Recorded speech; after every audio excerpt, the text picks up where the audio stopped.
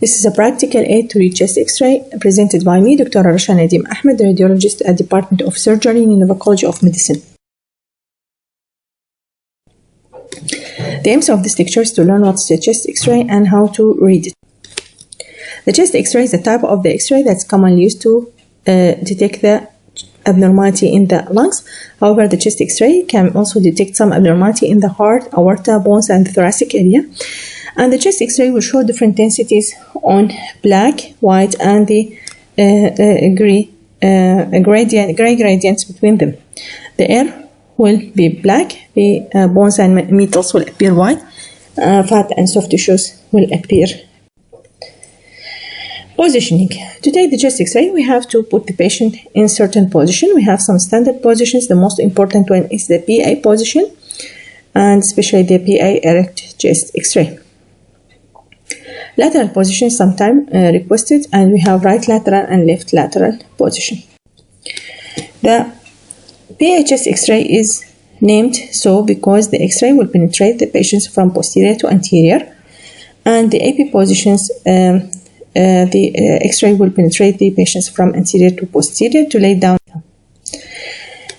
These are some differences between the PA and the AP chest X-ray. In the PA chest X-ray, we are asking the patient to elevate his shoulder up in order to make the scapula away from the body and thereby making the lung appear more clear. That's why the clavicles will appear V-shaped or downward medially directed. While in the AP film, the shoulders will be and the upper limbs, the shoulders will be down and the upper limbs will be by the size of the body, and that's why the clavicle will appear horizontal. Which one is the better? Of course, the PA chest X-ray is better. The lung will appear more clear, and the heart and the mediastinum will appear more. Lateral chest X-ray named right or left according to the side which is nearest to the thumb. This is the lateral decubital chest X-ray. It has very dedicated indications. For example, in detections of very small amount of pleural effusions or pneumothorax which is not detected by the erect PA chest X-ray. Steps in reading chest X-ray is starting with evaluations of the technique, anatomy, and then we should have a systemic approach to the chest X-ray in order not to miss any pathology of the lung or the chest. First, we will start with the technique. Three main factors determine the technical quality of the radiograph and include the penetration, inspiration, and what is the idea behind the evaluation of penetration? When we are imaging chest of the patient, we are giving a certain amount of the radiation. This amount of the radiations should be differ according to the size of the object. If we have an adult obese patient, the amount of the radiations given to him should be of larger amount than if we are imaging, for example, a neonate or an infant. To judge whether the chest X-ray is of good penetrations is through looking to the thoracic spine through the cardiac shadow. This red long arrow is pointing to horizontal translucency. This faint horizontal translucency representing the intervertebral disc space between two thoracic vertebrae. So, if the thoracic spine and the intervertebral disc space are just seen, not clearly seen, this means that the penetration is very good. If we are seeing them very clearly, this means that the film is penetrated, while if the thoracic spine and intervertebral disc space cannot seen at all through the cardiac shadow, this means that this chest X-ray is soft chest X-ray or underpenetrated. Has the patient taken a good inspiratory effort? The chest X-ray should be taken through a good inspiration, a full inspiration. This is just judged by counting the ribs through the lung. If we are counting the 8 to 10 ribs posteriorly or 5 to 7 ribs anteriorly, this means that we are achieving good inspiration. The number one is in the blue is over the first rib. Number 4 is over the posterior ramus of the fourth rib, as will be number 7 and 10. The third thing is the rotations. The rotations, the patients should be well centered in the midline, not rotating to the right or the left while taking the chest x-ray. How can we judge from the chest x-ray whether the patient is rotating or was rotating while taking the x-ray? Is by looking to this oval wide structure, which is represent the spinous process of the thoracic vertebra that's located between the medial ends of the clavicle. Of course, the medial end of the clavicle here are drawn as vertical white lines, and the spinous process as an oval shape between them. And pointing to it is this green long arrow. Now, if this oval structure is equidistant from the medial ends of the clavicle, this means the patient is well centered, while here we have certain small rotations seen in this film. We have here 4 chest x-rays with certain technical problems. This may falsely give impressions of abnormal chest x-ray, while it's in fact only technical problem.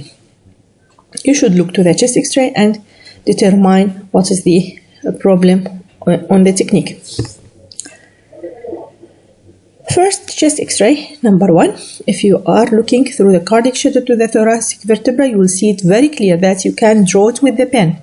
So this means that this chest x-ray is over-penetrated or overexposed. If you look carefully, you can see that these lungs are very black. Very black may lead you to think that these lungs are hyperinflated or have some problem like the pneumothorax or emphysema or so on. So you should check the technique first before you are thinking that these lungs are hypertranslucent. Second thing, if we have small lesions in the lung in this chest x-ray, we will not see it clearly because of these penetrations. Now the chest x-ray number 2, if we are looking through the cardiac shadow, we cannot at all see the thoracic vertebra. This means that it's a soft film or underexposed. Third film is an expiratory film. So the third film is expiratory film. If we are counting the anterior rami of the ribs, we are reaching the fourth or 4 ribs anteriorly. The fourth chest x-ray showing markedly rotated film. The anatomy. One of the systemic approach to evaluate the anatomy of the chest is the lungs, then A, B, C, D, E. A for airway, B for bones, C cardiac, and D is the diaphragm. And the lobes of the lungs, we should always remember that the right lung is composed of 3 lobes, that is separated by 2 fissures, the major fissure and the horizontal fissure, and this is represented by these different degrees of the green lines and violet, while the left lung is composed of the 2 lobes, that is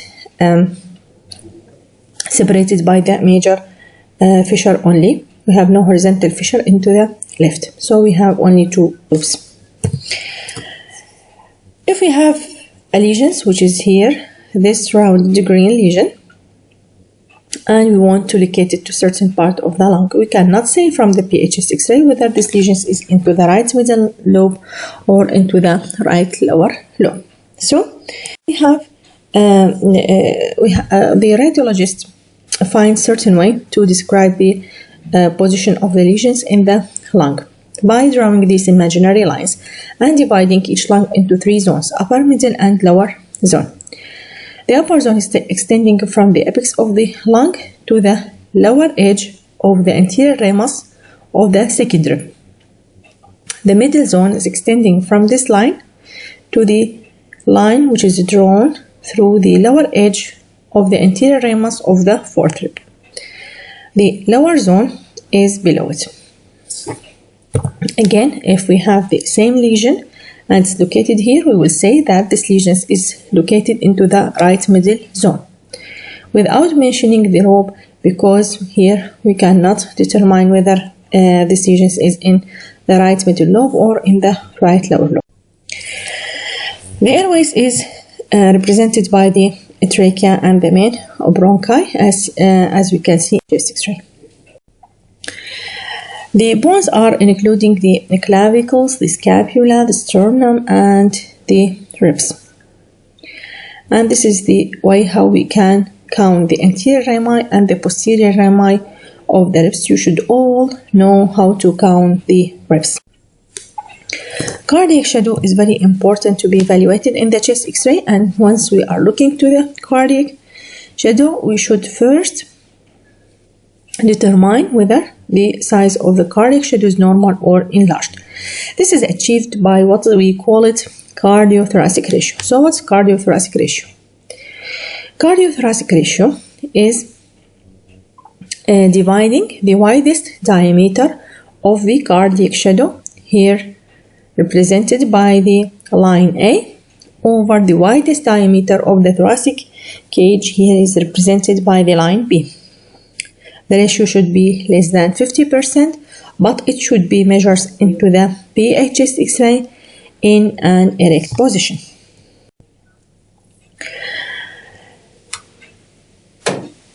Is any cardiothoracic ratio enlargement means cardiomegaly? The answer is no. Because as we can see in the chest X-ray number 1 and 2 and 3, the cardiothoracic ratio is enlarged due to cardiomegaly here, while in the number 4, here the cardiothoracic ratio is enlarged, but not due to the cardiomegaly, but due to pericardial effusion. The radiological features of the pericardial effusion is enlargement of cardiothoracic ratios, and the cardiac shadow will take the shape of the flask shape or globular shape heart. But still, the most important cause of the enlargement of the cardiothoracic ratio is the cardiomegaly. Talking about the cardiac shadow, sometime in the chest X-ray you can see a line that is bounding or drawing the outer boundaries of the heart, just like this chest X-ray in the PA and the lateral view. And this white line is representing calcifications in the pericardium or pericardial calcifications, which has a list of differential diagnoses. One of most important is the constrictive pericarditis. Lastly, evaluations of the diaphragms. We should always remember that the diaphragms, we have two crosses of the diaphragm, right and the left. The right is usually higher than the left, but in minorities of peoples they may locate at the same level. The right is higher than the left by 2 cm or less, not more. We have angles, very important angles, like the cardiophrenic and the costophrenic angles. The cardiophrenic angles is located between the cardiac shadow and the diaphragm, while the costophrenic between the costal area and the diaphragm. In the chest X-ray number 1, we have the right costophrenic angle, which should be acute and translucent. Here it's completely obliterated. The obliterations of the costophrenic angles is usually caused by small pericardial effusions or pleural fibrosis. In the chest X-ray number 2, the cardiophrenic angles is obliterated, and we have several differential diagnoses for the obliterations, including the pericardial fat pad, pericardial cyst, Morgagni's hernia, and lymphadenopathy.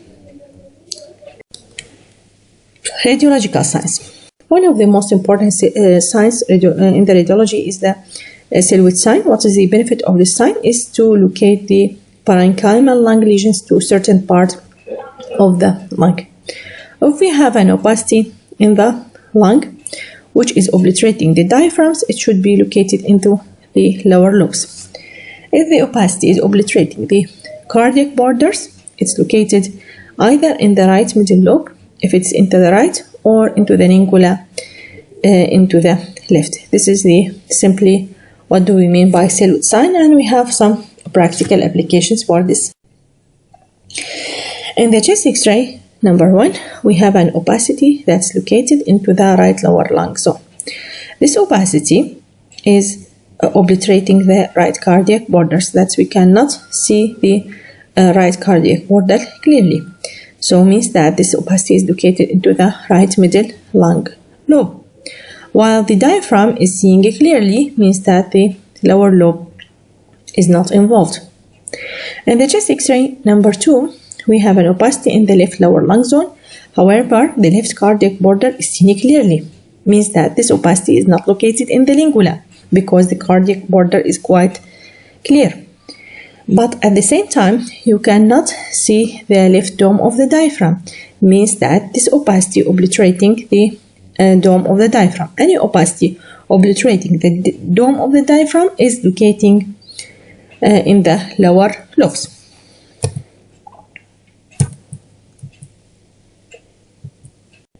Air-bronchogram sign is another important radiological sign. Refers to phenomena of air-filled bronchi being made visible by opacification of surrounding alveoli. بمعنى أنه البرونكاي اللي بداخلها air راح تبدو على شكل branching translucency إذا كان محيط بها air filled fluid filled opacity مثل بالconsolidation. يعني منطقة بها consolidation الالفيولاي فيها full of fluid. البرونكاي اللي موجودة في هذه المنطقة إذا كانت تحتوي على الإير فراح نشوفها بشكل branching translucency. هذه العلامة تشير إلى أنه الباثولوجي هي برانكايمال يعني في داخل اللنج وليست مثلا بالchest wall أو مثلا بالميدياستاينم. This is first. وثانيا تؤكد على أن الباثولوجي هي air space أو alveolar مثل ما نشوف بالconsolidation اللي راح ناخذها إن شاء الله في part 2 من هذا الموضوع.